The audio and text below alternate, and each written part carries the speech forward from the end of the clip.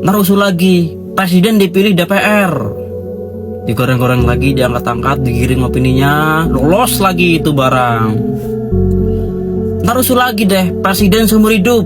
Diangkat-angkat, digoreng-goreng, digiring lagi, lolos lah itu barang. Gitu kan cara menego kedaulatan rakyat. Kalaupun emang mau hemat, coba ambil dari hal-hal yang udah jelas gagal. Food estate, tuh apa kabar? Mau dilanjut malah IKN, udah ratusan triliun gagal. Menteri malah diperbanyak, diperkecil dong, diperamping ya. Staff-staffnya itu nggak perlu buang aja. Gaji-gaji DPR tuh ketinggian, perjalanan dinasnya, ya kan, hal-hal yang nggak penting.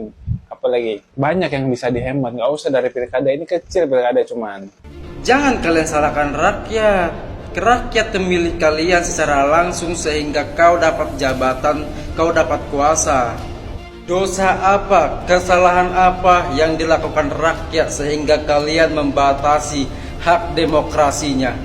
Menurut saya ya sudah terlalu banyak alasan untuk bilang kalau ide ini konyol dan salah kaprah. Sudah banyak bukti bahwa biaya pilkada yang mahal ini karena perilaku parpol dan elit-elitnya yang akhirnya menormalisasi money politik. Ide pilkada via DPRD ini cuma untuk mengkonsolidasi kekuasaan parpol dan akan merugikan rakyat sebagai pemilih. Jika pemerintah dan DPR menilai 41 triliun terlalu mahal, apakah itu artinya nyawa para mahasiswa korban tragedi 98 yang gugur demi demokrasi kita saat ini nilainya lebih murah daripada 41 triliun? Assalamualaikum warahmatullahi wabarakatuh. Kembali lagi di channel Prayoga Muhammad. Ya teman-teman semua, ini sebenarnya tes ombak atau bagaimana ya? Pidato Pak Prabowo kemarin di HUT Golkar yang mengatakan bahwasanya menghabiskan dana banyak triliunan untuk pilkada lebih baik dikembalikan kepada DPRD. Nah ini menuai banyak komentar nih.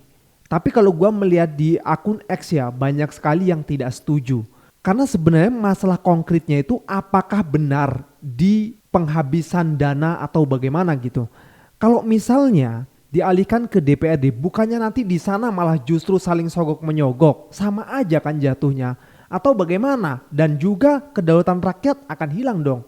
Karena bupati dan juga gubernur tidak dipilih oleh rakyat. Apakah ini tidak menjadi bentuk kemunduran ya? Bukannya kita maju ke depan malah justru mundur lagi. Yang dahulu pun diperjuangkan oleh banyak rakyat Indonesia sampai jatuh korban loh. Apakah yang seperti ini akan dikembalikan lagi? Maka dari itu perlunya untuk dikaji ulang ya. Karena ini gerak-geriknya sudah pada mulai setuju sih ini, kecuali PDIP ya. Jelas kalau PDIP mengatakan bahwasanya untuk diperdebatkan lagi atau dikaji lagi gitu.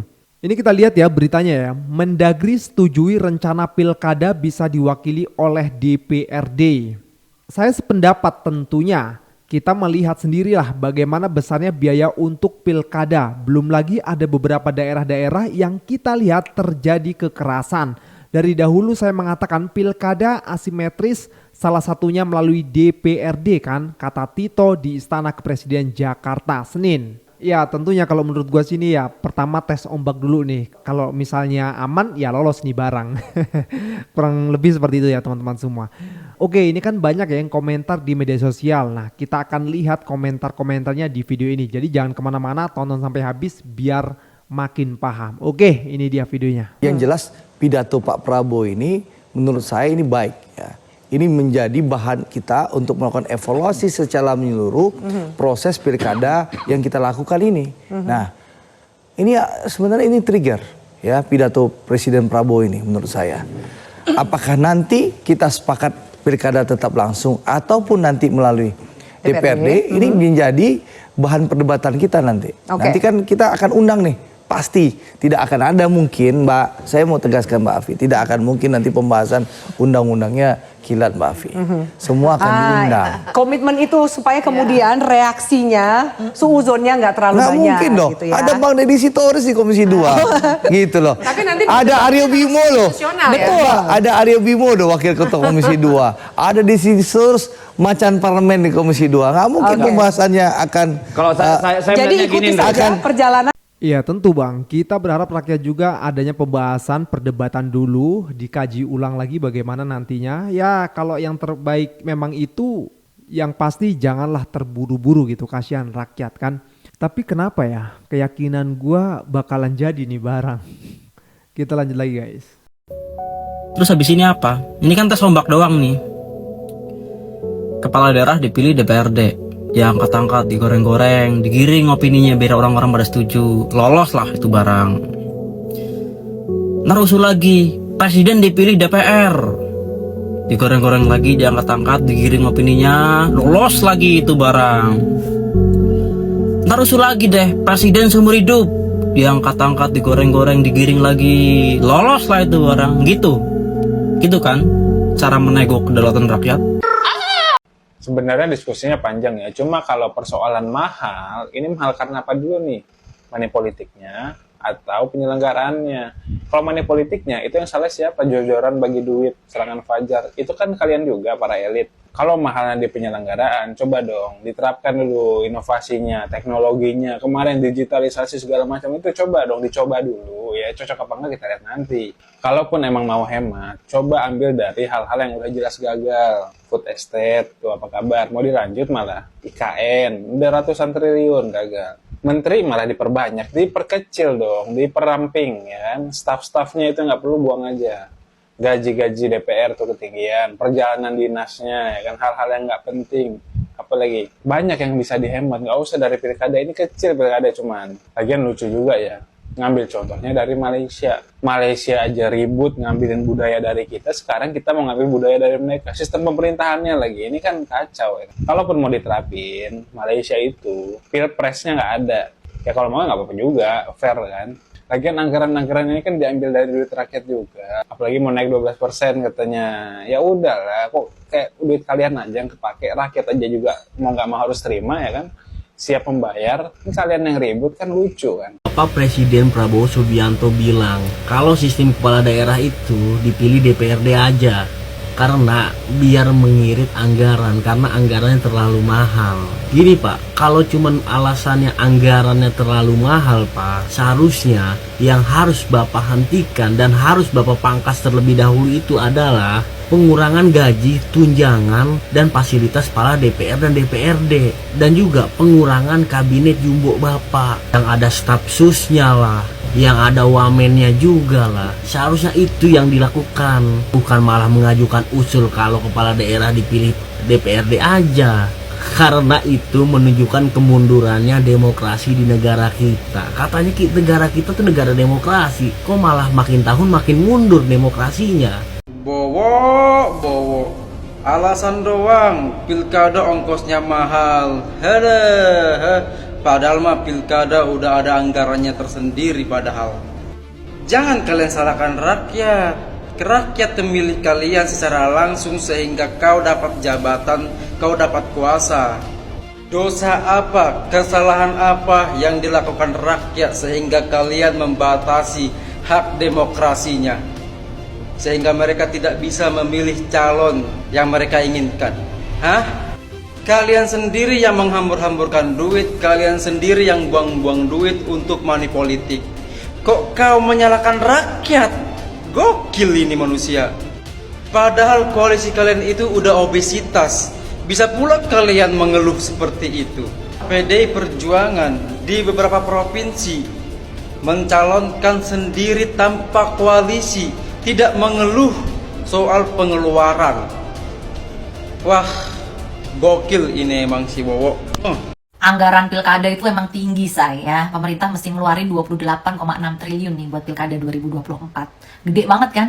Ini kalau misalkan bisa dihemat gitu ya, itu bisa dipakai untuk kepentingan rakyat yang lainnya, yang lebih penting gitu. Gue sepakat nih soal penghematannya, ya soal efisiensinya. Tapi gue sangat tidak sepakat kalau pemilihan kepala daerah dilakukan melalui anggota DPRD. Kenapa? Karena ini kayak membuka peluang gitu ya untuk suap menyuap di kalangan anggota dewan ya, jual beli suara anggota dewan. Dan ini kayak money politiknya pindah gitu ya dari rakyat ke anggota dewan. Nah, anggota-anggota dewan yang seharusnya mewakili suara rakyat, ya pada akhirnya hanya mewakili suara kepentingan mereka sendiri, atau kepentingan golongan, atau kepentingan partai ya, walaupun yang sudah-sudah begitu juga ya, say. Tapi gue tuh ada ide loh, supaya pilkada ini tetap berjalan menggunakan suara rakyat dan pemerintah tidak harus mengeluarkan anggaran gitu. Gimana kalau misalkan anggaran pilkada masing-masing daerah itu ditanggung bersama oleh semua paslon gitu. Contohnya ya di satu daerah nih, anggaran untuk pilkadanya 47 miliar gitu ya. Nah, bagi aja itu berapa paslon yang ikut. Katakan ada 2 paslon, udah bagi aja berdua ya, setengah-setengah gitu untuk biaya pilkada di daerahnya dia gitu. Daripada duitnya dipakai untuk money politik ke rakyat gitu, ya berlindungnya sih tebus murah sembako ya, terus jalan-jalan sehat, tapi dopresnya banyak banget. Yang paling gede serangan fajar ya. Kan sama aja nih, habisnya gede-gede juga ya kan buat ikut pilkada. Nah, mendingan daripada dipakai buat money politik rakyat, dipakai untuk membiayai pilkada itu sendiri gitu. Gimana? Bisa nggak sih kayak gitu? Soalnya kalau di organisasi kan, misalkan ada mau pemilihan ketua umum gitu ya. Nah, yang mau daftar, ada tuh biaya pendaftarannya. Dan biaya pendaftarannya itu sekian 10 juta gitu ya. Nah, itu dipakai tuh buat operasional pemilihan itu sendiri. Nah, itu bisa nggak sih diterapkan di pilkada gitu? Misalnya ya kan, jadi biar pilkada tetap berjalan, pemerintah nggak ngeluarin duit, tetap rakyat bisa memilih gitu. Ya nggak sih? Emang berapa sih biaya pilkada sampai dinilai mahal dan mau dirubah dari pilkada langsung oleh rakyat menjadi pilkada oleh DPRD? Kalau kata Mendagri Tito, biaya pilkada serentak 2024 menembus angka 41 triliun yang berasal dari APBN dan APBD. Sekarang, apakah itu mahal? Coba kalian bandingkan dengan biaya APBN yang sudah dipakai untuk proyek IKN mulai dari tahun 2022 sampai dengan tahun 2024, yang jumlahnya sudah lebih dari 72 triliun. Bandingkan dengan beban APBN akibat hutang pembengkakan biaya kereta cepat, yang nilainya mencapai 18 triliun. Padahal yang mampu naik kereta cepat cuma orang berduit, sementara masyarakat kebanyakan cuma mampu naik kereta biasa, bis atau travel. Bandingkan juga dengan subsidi APBN untuk mobil listrik, sementara yang mampu memiliki mobil listrik hanya orang kaya. Jadi maksud gue, sesuatu bisa dibilang mahal ketika biaya yang dikeluarkan tidak sesuai dengan manfaat yang didapatkan. Nah, sekarang apa sih mahalnya 41 triliun? Tapi rakyat mendapatkan haknya untuk bersuara. Ketika rakyat bisa ikut serta berpartisipasi langsung, mengambil bagian dan merasa ikut memiliki dan bertanggung jawab dalam pembangunan daerahnya sendiri. Kedaulatan rakyat itu tidak ternilai. Apalah artinya 41 triliun setiap 5 tahun sekali jika manfaatnya untuk rakyat sendiri. Dan rakyat sendiri juga kok yang menginginkan itu. Beda dengan IKN, kereta cepat atau subsidi mobil listrik, yang bukan datang dari keinginan rakyat. Jika pemerintah dan DPR menilai 41 triliun terlalu mahal, apakah itu artinya nyawa para mahasiswa korban tragedi 98 yang gugur demi demokrasi kita saat ini, nilainya lebih murah daripada 41 triliun? Kalau di Pilkada serentak 2024 kemarin partisipasi masyarakatnya rendah, nah yang salah adalah partai politik. Kenapa mereka tidak bisa paham apa maunya rakyat dan tidak bisa menyerap aspirasi rakyat? Kenapa paslon yang ditawarkan bukan sosok yang diinginkan oleh rakyat? Mengubah pilkada menjadi dipilih oleh DPRD mungkin akan lebih murah secara biaya, tapi dampak kerusakan yang akan disebabkan akan jauh lebih mahal. Bayangkan ketika gubernur dan wakil gubernur ditentukan oleh deal-deal politik dan pembagian kekuasaan para elit parpol. Bayangkan ketika rakyat dihilangkan haknya hanya untuk alasan 41 triliun. Bayangkan ketika pesta rakyat diganti menjadi pestanya para elit parpol. Negara ini milik kami, rakyat, bukan milik moyang kalian, para ketum parpol. Menurut gue, kesimpulannya, tidak ada kata terlalu mahal untuk biaya pilkada langsung oleh rakyat. Karena itu merupakan pijakan bagi pemerintahan yang demokratis, sekaligus merupakan legitimasi dari pemerintahan itu sendiri. Karena pemilihan langsung oleh rakyat adalah satu-satunya momen ketika rakyat menjadi penguasa. Ketika tangan rakyatlah yang menentukan siapa yang akan rakyat perintah dan inginkan untuk melayani selama 5 tahun ke depan. Kalau sampai besok pilkada jadi dipilih oleh DPRD, maka artinya DPR telah menilai murah suara dan kedaulatan rakyat. DPR telah memandang rendah kami, membandrol harga kami lebih murah daripada 41 triliun. Kalian anggap lebih murah daripada proyek IKN, kereta cepat, subsidi mobil listrik, atau proyek-proyek infrastruktur lainnya, di mana kalian tanpa ragu meminjam dan bersedia membayar bunganya kepada asing. Kalau sampai pemilu kada dipilih oleh DPRD, maka artinya pemerintah dan DPR telah gagal total dalam menjalankan tugas dan fungsinya. Maka mungkin itulah saatnya siaran darurat Garuda Biru kembali dikumandangkan. Salam semangat Antesa 24. Menurut saya ya, sudah terlalu banyak alasan untuk bilang kalau ide ini konyol dan salah kaprah. Sudah banyak bukti bahwa biaya pilkada yang mahal ini karena perilaku parpol dan elit-elitnya yang akhirnya menormalisasi money politik. Ide pilkada via DPRD ini cuma untuk mengkonsolidasi kekuasaan parpol dan akan merugikan rakyat sebagai pemilih. Yakin negara dengan begitu banyak pejabat yang korup seperti kita ini mau mengubah pilkada lewat DPRD? Apa nggak terlalu besar resikonya? Karena ini bisa saja jadi lahan bisnis buat yang katanya para wakil rakyat ini. Ya, biaya korupsi, money politik ini jauh lebih besar dari biaya pemilunya. Lah kenapa malah pemilunya yang dikejar-kejar gitu? Bukan memberantas atau menetapkan aturan yang benar soal money politik ini. Nah, jadi nantinya ini bisa saja money politiknya hanya akan berada di dalam gedung. Jadi ini akan yang terjadi nantinya di gedung DPRD ini adu kuat lobby-lobby dan pemulus-pemulus suara yang disiapkan. Memang kita bisa menjamin bahwa tidak akan ada suap dan lobby-lobby politik di dalam gedung DPRD. Saya rasa begini ya, kalau kita mau membuat alternatif solusi, maka yang harus dilakukan adalah satu, membatasi pengeluaran kampanye, lalu menggunakan pendanaan publik untuk kampanye, lalu membatasi sumbangan individu dan korporasi, kemudian menerapkan transparansi dan audit keuangan, kemudian batasi durasi kampanye dan iklan politik di media, lalu menerapkan pengawasan oleh badan independen. Nah, ini sebenarnya ada contohnya di negara-negara maju yang sudah menerapkan demokrasi seperti Jepang, Amerika, Kanada, Prancis, Jerman, dan lain-lain lah. Ya, tinggal lakukan studi banding saja dan pilih mana yang paling sesuai dengan kita buat Indonesia ini. Ya, kalau kita perhatikan juga semua yang diusulkan tadi ini sebenarnya seharusnya sudah diatur dalam undang-undang partai politik, termasuk pengaturan pemberantasan tindak pidana partai politik sebagai turunan dari undang-undang tipikor gitu ya. Nah, masalahnya adalah pemerintah sepertinya tidak mampu untuk mencerdaskan rakyat. Ya, dominan yang ada kan rakyat masih miskin ya.